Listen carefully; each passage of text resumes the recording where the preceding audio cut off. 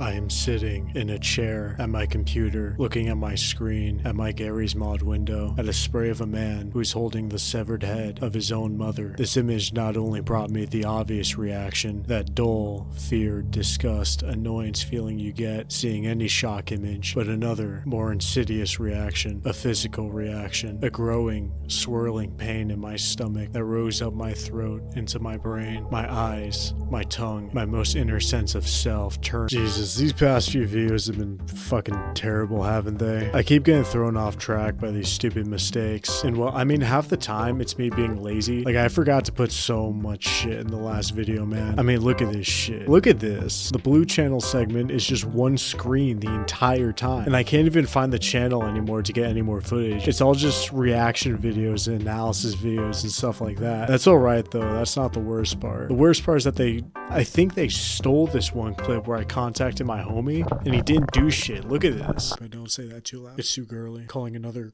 grown man BB, but I don't know. Hey, I wonder what would happen. Okay, I guess not. What the hell? It's like, well, I'm gonna be honest, I don't really care. You know, it's more of this shit again, isn't it?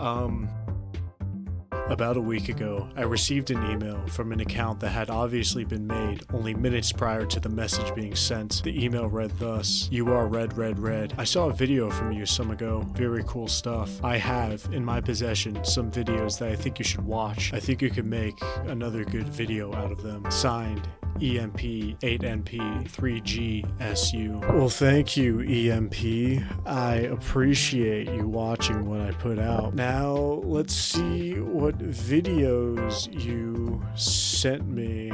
5 videos. That's a great offering. I'm currently receiving emails from a few other sources that have similarly random names. I don't think these are fake emailers. I think they're just fans who are a little shy. Shyness is alright, of course. I'm a little shy a lot. One of these emailers apparently doesn't like me all that much. All his emails are just "kill yourself" pasted over and over again, along with an image that hurts my head if I look at it for too long. I've considered just putting this guy in my spam folder, but I don't know. Some of his drawings are interesting. This one looks like some kind of weird rat? I don't know. Very strange colors. These other emailers are just fans. Or I think one of them was a friend of mine in a past life. I'm getting off track here. Let's analyze the videos my friend here sent me. Video 1 is only about a minute long, and it consists of a PowerPoint presentation, various things I've seen online, a terrifying guide. I think that's the name of the person that made this, probably. The next slide is the first of these things, which Terrifying calls Twitchers. These are, quote, ghouls, ghoulies, and other something on the internet. I imagine the rest of the text is just describing these creatures more closely. The next slide is a summary of the Garry's Mod TTT murders. I already knew about these from my time playing the game. They were pretty big for a hot minute. But in case you don't know, in the 1980s there was a guy called the White River Killer who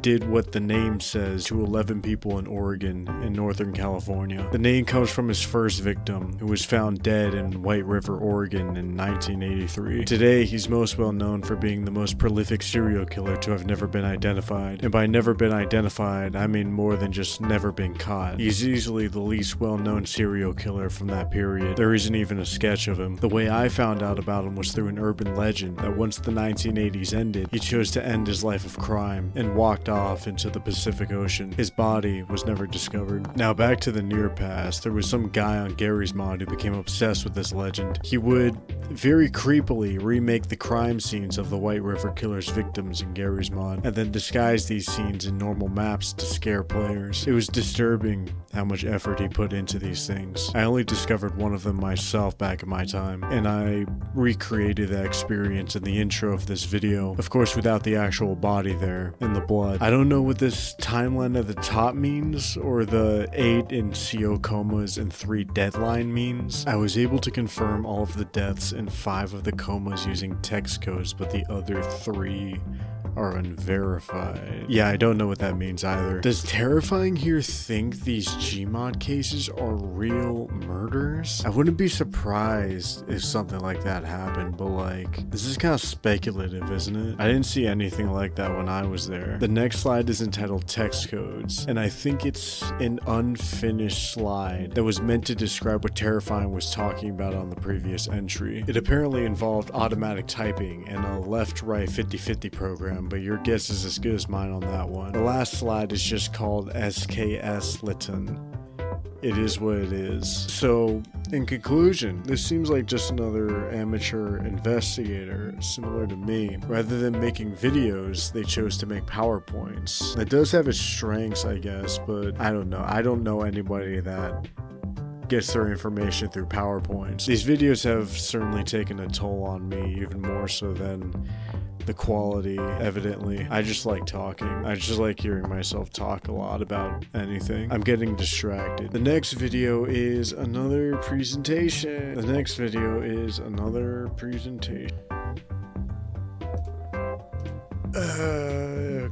so it's like,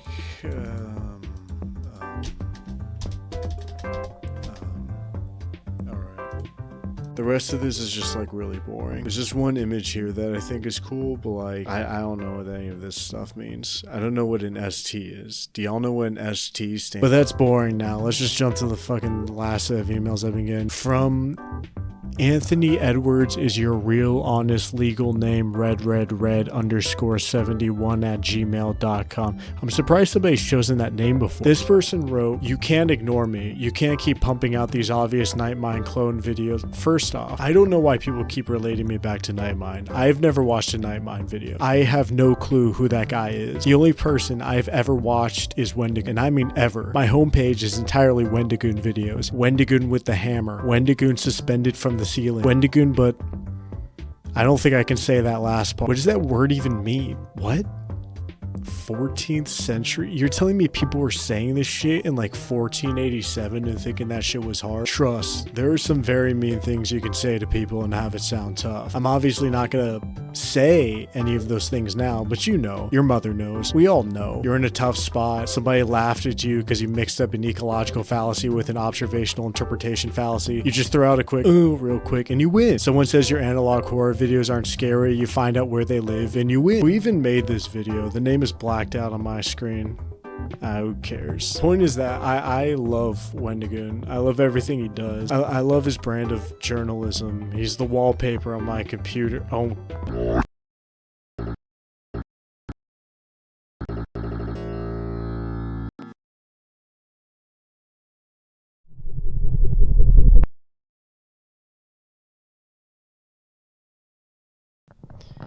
You know, so it was real pointless to try and get to the bottom of it. So how about we go and we'll watch the video and we'll just see how it is, okay? Let's just see how it goes, alright?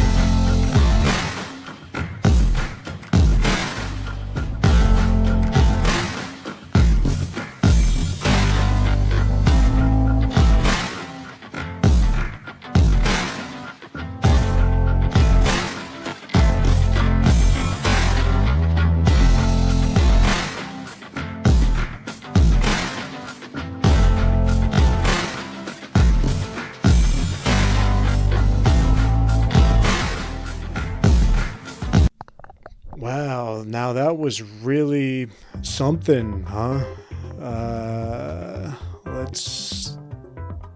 We can just see what the other 3 videos are, you know? Yeah, let's just do that.